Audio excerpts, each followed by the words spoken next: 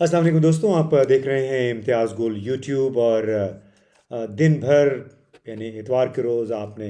सुना होगा टेलीविज़न के ज़रिए, सोशल मीडिया के ज़रिए कि इमरान खान और उनके कई साथियों को बशमूल शेख रशीद के पाकिस्तान के आइन के आर्टिकल 295 ए के तहत एफ़आईआरें उनके ख़िलाफ़ दर्ज हो गई हैं। उस वाक़े के नतीजे में जो कि मदीना मुनव्वरा में वज़ीर आज़म शहबाज शरीफ साहब के वफ़द के अफराद जो थे उनकी मौजूदगी में पेश आया, जब उनके ख़िलाफ़ चोर चोर के लोटों के नारे लगे मस्जिद नबवी में। तब बड़े सिक्योरिटी इंतज़ामात थे, इसके बावजूद वो तमाम इलाका गूंजता रहा चोर चोर और लोटों के नारे से। अब उसका मलबा, उसका बराह रास्त इल्ज़ाम आर्टिकल 295 ए के तहत डाल दिया गया है इमरान खान और शेख रशीद पे, और इनके साथ और भी बहुत लोग शामिल हैं। मुख्तलिफ़ पाकिस्तान के मुख्तलिफ़ शहरों में ये एफ़आईआरों का सिलसिला जारी है। शेख रशीद साहब ने भी अपनी एक दरख्वास्त जमा की है इस्लामाबाद के एक थाने में, और उन्होंने कहा है कि उन्हें जो शरीफ घराना है, शहबाज शरीफ और कुछ चंद और नाम लिए हैं कि उन्हें अगर उनको कुछ हुआ तो ये लोग ज़िम्मेदार होंगे। बड़ी एक खौफनाक तशवीशनाक सूरत हाल डेवलप हो रही है, और बड़ा ज़रूरी है कि इसमें तमाम स्टेक होल्डर्स बड़े तहम्मुल से काम लें और मतलब सियासी मकासद के लिए मज़हब का कार्ड ना इस्तेमाल करें। अब देखिए कि वो तमाम लोग, तकरीबन तमाम सियासी जमातें गुज़िश्ता 20-25 बरसों से ये कह रही हैं कि मज़हब कार्ड को सियासी हथियार के तौर पे इस्तेमाल नहीं किया जाना चाहिए। अब इमरान खान और शेख रशीद के ख़िलाफ़ जो एफ़आईआरें काटी गई हैं वो हैं आर्टिकल 295 ए के तहत। अब इसमें ये कहा गया है कि किसी भी मज़हब या उसके मानने वालों के ख़िलाफ़ ऐसी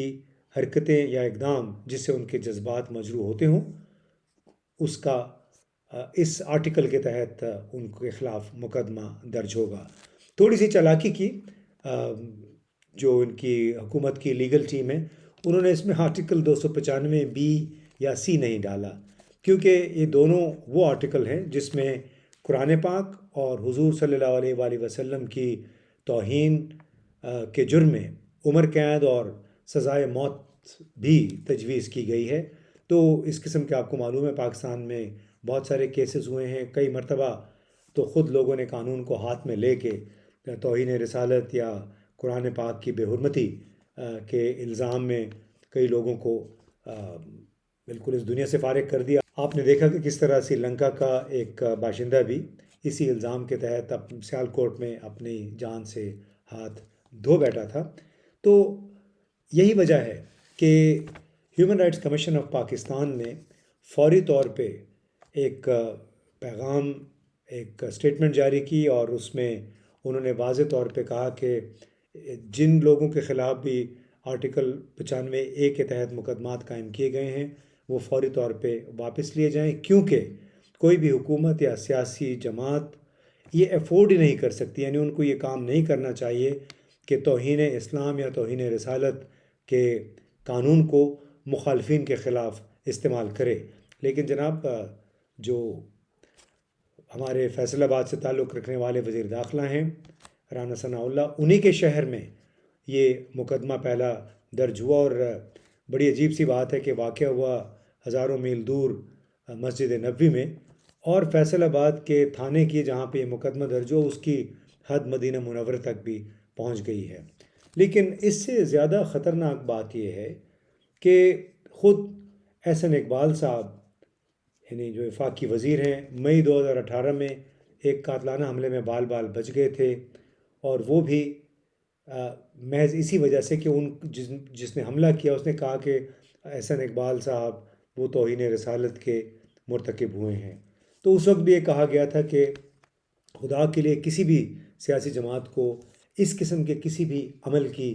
हिमायत नहीं करनी चाहिए, हौसला अफजाई नहीं करनी चाहिए। आइन में आर्टिकल 295 बी और सी मौजूद हैं। अगर किसी को शिकायत हो तो जाए, उसके ख़िलाफ़ मुकदमा दर्ज करे और उसके बाद कानून अपना रास्ता बनाएगा। लेकिन इस वक्त पाकिस्तान में जो सूरत हाल बन रही है इंतहाई ख़तरनाक है, اور معلوم نہیں کہ عمران خان کی جو اس وقت مقبولیت ہے یا ان کے حق میں جو لوگ باہر آ رہے ہیں اس سے خوفزدہ ہو گئے ہیں، یا ان کو کوئی سبق سکھانا چاہتے ہیں ان کو الیکشن کمیشن کے ذریعے، اور پھر اس قسم کے آرٹیکل 295(a) کے تحت، یعنی توہین رسالت یا توہین مذہب کے قانون کے تحت ان کو پن ڈاؤن کرنا چاہتے ہیں۔ اور اس تمام تر صورتحال میں اچنبے کی بات یہ ہے کہ پاکستان پیپلز پارٹی جو کہ صف اول میں کھڑی رہی ہے حقوق انسانی کے حوالے سے اور بلیسفیمی کے حوالے سے، وہ مکمل طور پہ خاموش ہے۔ شہر رحمان صاحبہ، بلاول بھٹو زرداری، ان کی طرف سے کوئی بیان نہیں آیا، اور نہ ہی جو پیپلز پارٹی یا دوسری جماعتوں سے، عوامی نیشنل پارٹی سے جو وابستہ سوشل میڈیا کے لوگ ہیں، ان کے ٹویٹر ہینڈلز ہیں، اس پہ بھی اس حوالے سے کوئی بات نہیں آئی ہے۔ حالانکہ ہم گزشتہ 20 برسوں سے ایک دوسرے سے یہ ایڈوکیسی کرتے رہے، وکالت کرتے رہے کہ مذہب کو ہتھیار، سیاسی ہتھیار کے طور پہ نہیں استعمال کیا جانا چاہیے۔ خاص طور پہ پیپلز پارٹی تو اس حوالے سے ڈسی ہوئی بھی ہے، یعنی ان کے گورنر سلمان تاثیر صاحب کو ممتاز قادری نے 5 جنوری 2011 کو شہید کر دیا تھا بلیسفیمی کے الزام کے تحت۔ پھر انہی کے کرسچن وزیر تھے شہباز بھٹی صاحب، ان کو اپریل میں اسی طرح بلیسفیمی کے الزام کے تحت قتل کیا گیا، اور ظاہر ہے وہ ان کے قاتلوں کو تک تو کوئی نہیں پہنچ سکتا، صرف ممتاز قادری البتہ ظاہر ہے وہ پھر ان کے خلاف مقدمہ چلا، اور لیکن پھر ہم نے یہ بھی دیکھا کہ وہ کتنی بڑی کلٹ بن گئی اس کی وجہ سے۔ اور اس وقت جب ممتاز قادری نے یہ کام کیا تھا تو کس طرح کئی سو وکیلوں نے بھی اس کو ہار پہنائے تھے۔ حالانکہ یہ بنیادی معاملہ یہ ہے کہ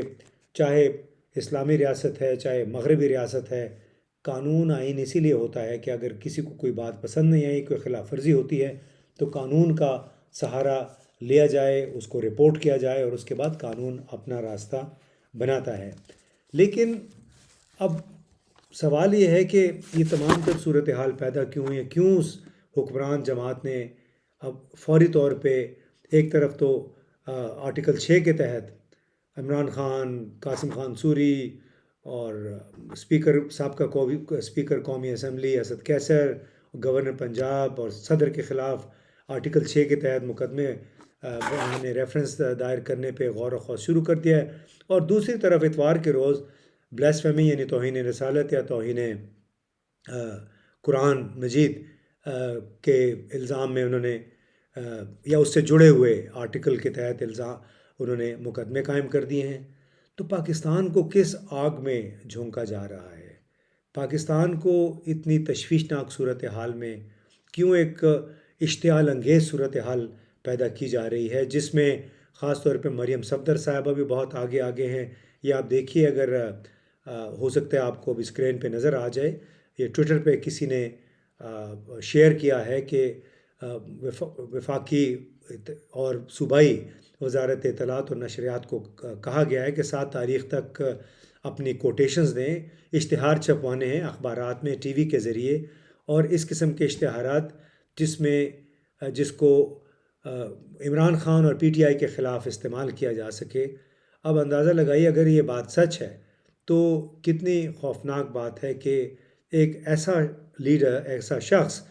جس نے OIC کی ایک کانفرنس آپ دیکھ سکتے ہیں، اس میں وہ تقریر کر رہے ہیں اور بنیادی طور پہ یہ کہہ رہے تھے کہ جو بھی شخص، جو بھی ادارہ، جو بھی پارٹی توہین رسالت یا توہین قرآن مجید میں ملوث ہو، اس کے خلاف، چاہے وہ اسلامی ملکوں میں ہو چاہے مغربی ملکوں میں ہو۔ یہ OIC کی ایک کانفرنس تھی، اس میں عمران خان کا یہ کہنا تھا کہ سخت سے سخت کارروائی کی جائے، تمام مسلم ممالک کو مل کے اس کے خلاف آواز اٹھانی چاہیے۔ یہ عمران خان نے اقوام متحدہ میں بھی یہی بات کی، بلکہ اقوام متحدہ میں عمران خان ہی کی کوششوں کی وجہ سے اسلامو فوبیا کے خلاف ایک قرارداد پیش ہوئی، اور 15 یا 16 مارچ کو اسلامو فوبیا کے خلاف دن کے طور پہ منانے کا فیصلہ بھی کیا گیا۔ اس شخص کے خلاف اب یہ ایک FIRیں کٹ گئی ہیں مختلف شہروں میں، اور اس سے آپ سوچئے کہ کیا اس جماعت کے فالوورز، عمران خان کے چاہنے والے، پی ٹی آئی کے ورکرز، پی ٹی آئی کی قیادت کیا اس میں مشتعل نہیں ہوگی؟ اور اگر مشتعل ہوگی تو پھر ہم آئے روز دیکھتے رہتے ہیں، جھڑپیں ہوتی رہتی ہیں، کلیشز ہوتے ہیں، لوگ زخمی ہوتے ہیں۔ یہ جو ٹاپ ڈاؤن بیانیہ ہے، چاہے وہ مریم صفدر کی طرف سے ہے، چاہے عمران خان کی طرف سے ہے، چاہے پیپلز پارٹی کی طرف سے ہے، ایک دوسرے کے خلاف کدورتیں، نفرتیں پھیلائی جا رہی، نفرتوں کے بیج بوئے جا رہے ہیں۔ اس سے بہت خون خرابہ ہو سکتا ہے، اس سے مزید تلخیوں میں اضافہ ہو سکتا ہے۔ بہت